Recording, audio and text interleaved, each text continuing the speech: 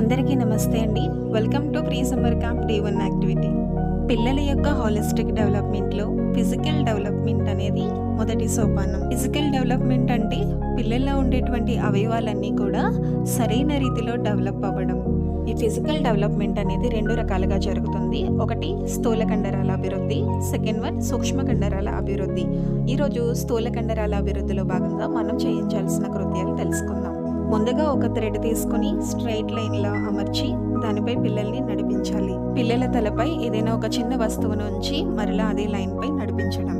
అదే థ్రెడ్ తీసుకుని జిగ్జాగ్ షేప్లో అమర్చి దానిపై పిల్లల్ని నడవమని చెప్పాలి. థ్రెడ్ను సర్కిల్ షేప్లో అమర్చి దానిపై పిల్లలను నడిపించడం. ఫ్లోర్పై ర్యాండమ్గా రాసినటువంటి నెంబర్స్ మీద వాళ్ళని జంప్ చేస్తుండడం.